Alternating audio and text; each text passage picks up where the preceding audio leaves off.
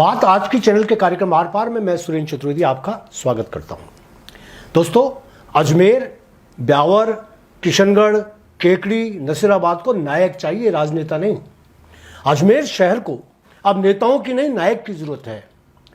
बल्कि मैं कहूंगा कि पूरे जिले को नायक जो सत्ता के बाद लोगों से दूर रहकर अजमेर जिले के सुख दुखों में शामिल रहें।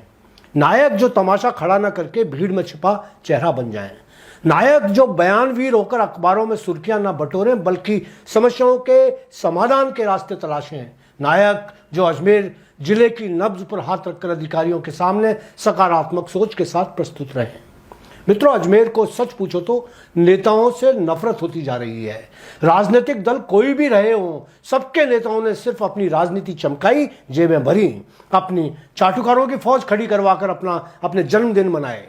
सड़कों, चौराहों और शहर के मुख्य मार्गों पर आकर्षक बैनर्स, तस्वीरें लगाकर नेताओं को अजमेर देखते देखते तंग आ गया है ये अजमेर उन जनप्रतिनिधियों से जो न संसद में जिले के जख्मों को दिखा पाते हैं, न विधानसभाओं में। स्मार्ट सिटी घोषित होने के बाद जिस तरह अजमेर को बर्बाद किया गया, किसी से छिपा नहीं। सड़कों पर विकास के नाम पर होने वाली खुदाई से अजमेर उधेड़ा जा रहा है। गंदगी शहर की गलियों का मुकद्दर बन चुकी है। आवारा मवेशियों की चरागाह बन चुका है शहर। सीवरेज के नाम पर जो धोखा होता रहा, उसकी तस्वीरें आए दिन सोशल मीडिया पर आती रहती हैं। बिजली नहीं, पानी नहीं, हमारा कोई हिस्सा नहीं। आज़ादी के बाद अजमेर का विकास किस रफ्तार से होना तय हुआ था और वह किस रफ्तार से हुआ, यह अजमेर का बच्चा बच्चा जानता है।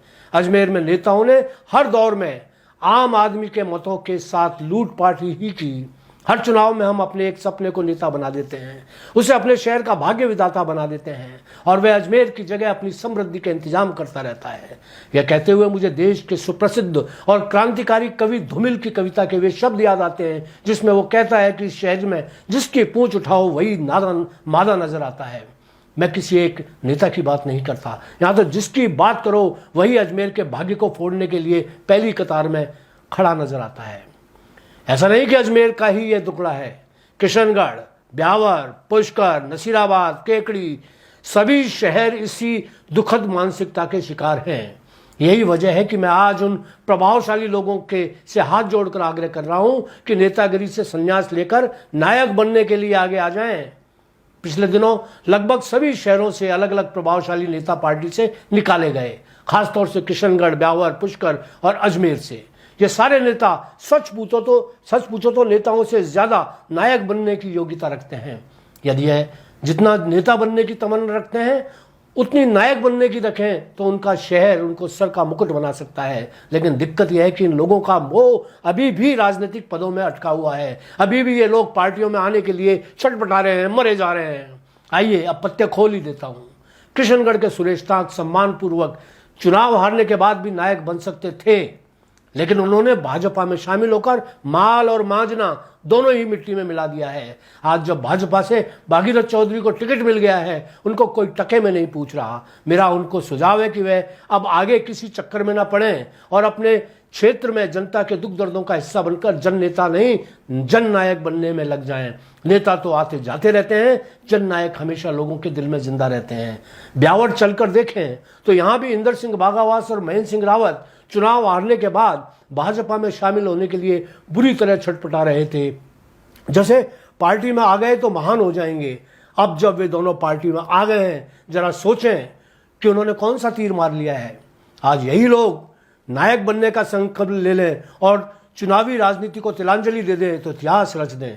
अजमेर आए तो ज्ञान सारस्वत में नायक बनने के सारे गुण मौजूद हैं। बल्कि मैं तो कहूँगा उनकी छवि नायक जैसी ही है। उनको चाहिए कि वे यदि अजमेर की सिर्फ आना सागर झील के साथ हुई बदसलूकी पर जन आंदोलन शुरू कर दें तो पूरा शहर उनको सर का ताज बना ले। आना सागर से निकाली जा रही जलकुंभी उनके क्षेत्र की आवासीय कॉलोनी में डाली जा रही है और जनता की परेशानी से किसी नेता या अधिकारी को कोई मतलब नहीं है। ऐसे में ज्ञान नेता नहीं, नायक बनकर ही जनता को राहत दिलवा सकते हैं।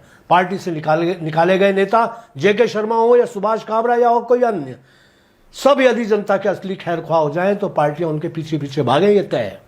मगर समझ में नहीं आता राजनीति में ऐसा कौन सा शहर लगा हुआ है जो अच्छा खासा नायक राजनेता बनना चाहता है। काश हर शहर को उसका कोई रक्षक मिल जाए, कोई नायक मिल जाए, कोई पथ प्रदर्शक मिल जाए। आज इतना ही, धन्यवाद।